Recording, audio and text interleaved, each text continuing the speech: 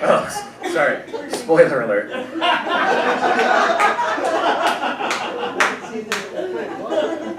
The speculation as to the captain's identity didn't last much longer. The next morning, as though he had been conjured by the fire pit session, the captain appeared on deck, a silent, ominous presence, pacing the ship on one leg and a pipe clutched in his mouth.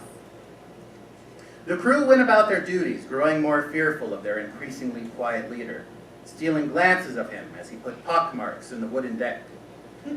Oh, I'm sorry, that was poorly written. He has a peg leg. He's not just hopping around like he's playing hopscotch. I'm sorry, that's... You know what, I was going to make a note, but there's no other shows, so whatever, right? Ahab alternated his silent pacing with silent pouting in his cabin over the next few days, creating a secretive air that would have impressed all of... I think there's sport going on across the streets. I can't tell. Or I'm just hearing things. Sorry. Oh my God, I am hearing things then. Guys, I'm gonna leave. I'm gonna go to the hospital. You guys finish this shit on your own. Okay?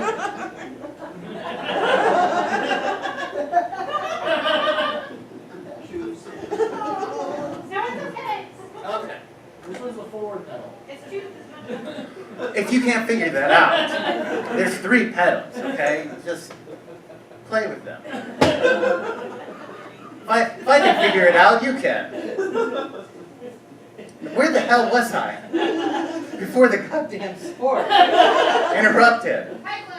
Okay, now we get that one. Silent pacing, creating a secretive air that would have impressed all of the girls had this been high school, and not the high seas. But it was not high school. It was the high seas. Not everyone was a fan of that one. I'm okay. A few more days passed when Ahab emerged from his cabin and whispered to his first mate, Mr. Starbuck, telling him to gather the crew. "Gather round, men," Mr. Starbuck yelled out. "Gather round, men." "And women," a disembodied voice said. "Aye, aye, you fools, and women too," the first mate added begrudgingly. The crew gathered in front of their captain and waited with bated breath, as though they were waiting for a hurricane to reach land and reveal how much damage it would leave in its wake. He spoke. "What do you do when you see a spill?" Sorry. What? Crindy. She could never pour coffee without spilling. Just like a little bit. You know, when you're pouring and it goes down the side of the... And I didn't think I'd miss giving her a hard time about it, but like morning coffee, that was our ritual. Like we'd wake up a little early and we'd have our coffee and talk about, you know, current events and what each of us had going on that day. Feel our secrets, our desires, maybe about feet. She was the first person I ever felt close enough to tell that I wanted to be a comedian. And you know what she said? Do you know what she said? What did she say?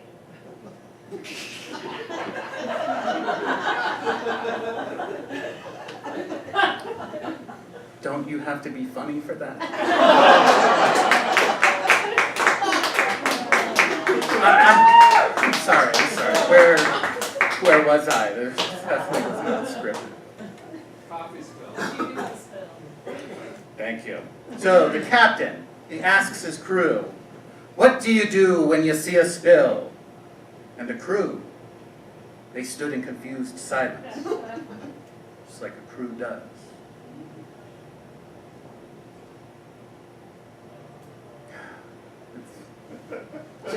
It just just reminds me of the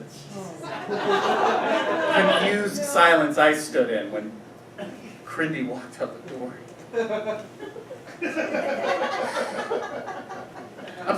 Guys, I'm sorry. I'm just having a hard time processing it. It helps to talk it through. And thank you for listening. I should be paying you. I'm not going to, but I should be paying you. So they're standing in confused silence, and the captain repeats himself. I said, "What do you do when you see a spill?" "Wipe it up," a timid voice suggested. "Aye, you wipe it up. And what do you do when you see a passenger?" "Smile?" the crew asked, with more confidence this time. "And?" Ahab asked, prompting for additional information. The crew looked around at one another. "Say hello," a lone voice said. "Aye, and you say hello. Who said that? Who said that? Step forward." One of the Pequod's newest crewmates stepped into the spotlight. "That's one of the new sailors, Captain," Starbuck told Ahab. "New sailor? You look very familiar. Are you sure we haven't sailed together before?" "Positive, Captain. I just have one of those faces, I guess." "Tell me, sailor, what's your name?" "Ethan, Captain. Levi Ethan."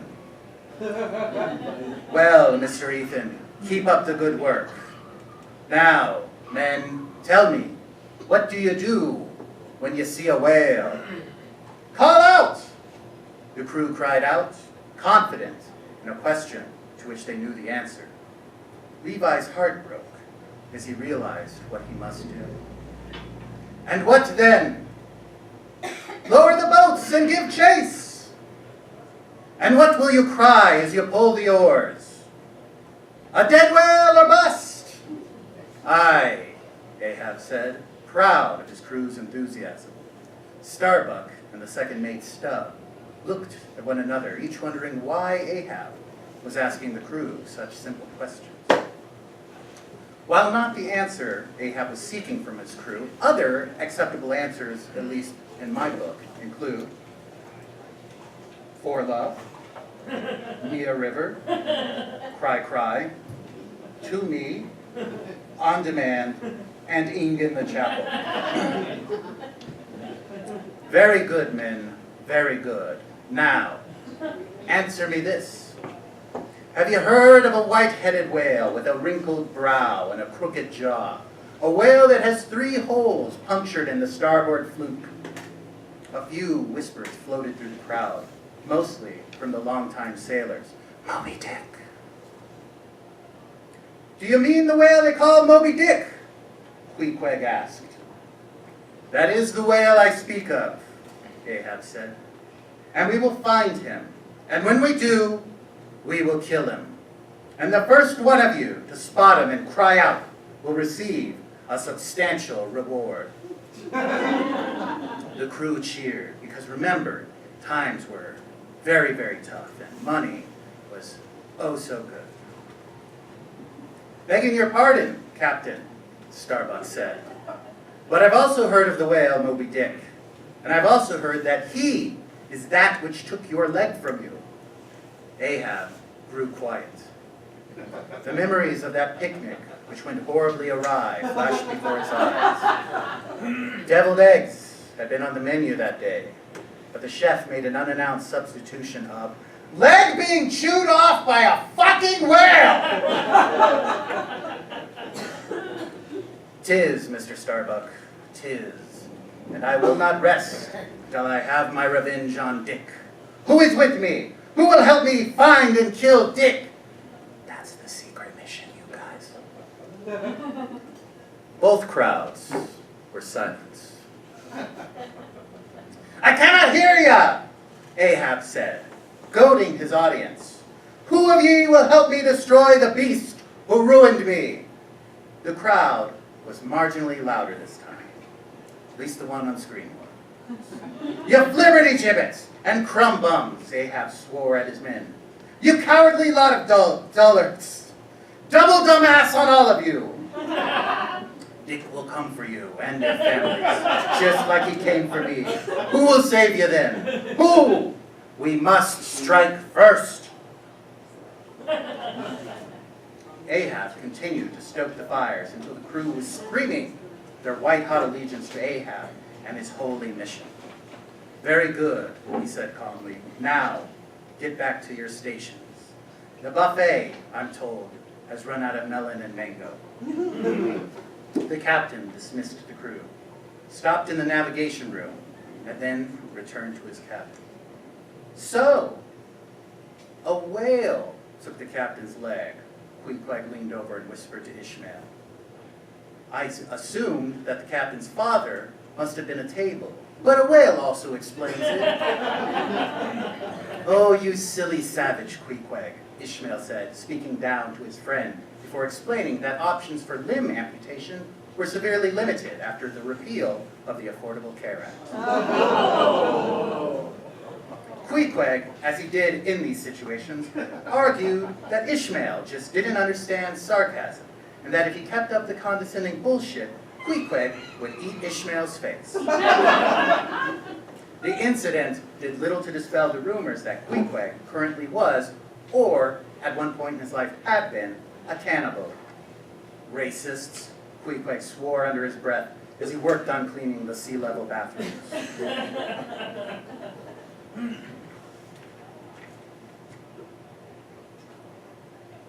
Things returned to a more normal pace after this. The Pequod continued to make its way across the seas, floating over an unseen world below. Around this time, things that they... How are you slowly identifying? Yeah. So things, at this point, they actually start to get kind of boring, save for a few standout incidents, which we'll get to later. Ishmael, he gets so bored, he decides that he's going to write an accurate description of the Leviathan, as there were so few resources available, which, as you can see, is just not true. So many of those so few, he insisted, got things so wrong. The Leviathan, he wrote, is host to many interesting characteristics that are not found in other fish. Ishmael called the sperm whale Leviathan because he thought it sounded impressive. And he really liked the Bible, which meant he disliked saying things like sperm. Ishmael called the whale a fish because he was an idiot. He continued to compile his factual account of the Leviathan, which included: the Leviathan is the largest of all of the toothed whales on Earth. The Leviathan is also the largest toothed predator on Earth. The Leviathan has never seen the 1987 film Predator and will not get the reference if you tell him to get to the chopper. The vapor from the blowhole of the Leviathan is used to fill oxygen tanks for hospitals. The Leviathan's leg bones are too thin and weak to walk on. If even a small amount of alcohol is placed on the male Leviathan's body, it will go crazy and sting itself to death. Both the male and female Leviathan are excellent whistlers. The Leviathan hates solo bassoon chamber music. Amen, sister. The amount of venom in the body of a Leviathan is enough to kill 6 cats, the fat kind. I didn't say it happened, I just said it's, plausible. The Leviathan cannot eat hay. The Leviathan has sweat glands in between its paws. The longest living Leviathan on record lived long enough to see dinosaurs inhabit the Earth, but died the day before Jurassic Park was released. The movie, not the book, but he wasn't a fan of the book. He thought Crichton's writing was too technical. The placement of the Leviathan's eyes enables it to see all 4 of its legs at all times. The Leviathan can eat up to 1,000 insects per hour.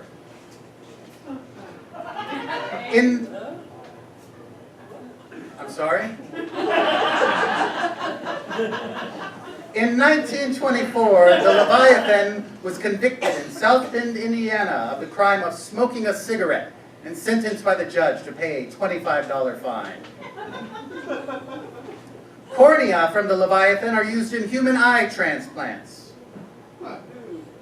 Amongst the survivors of the Titanic disaster were 2 Leviathans and James Cameron.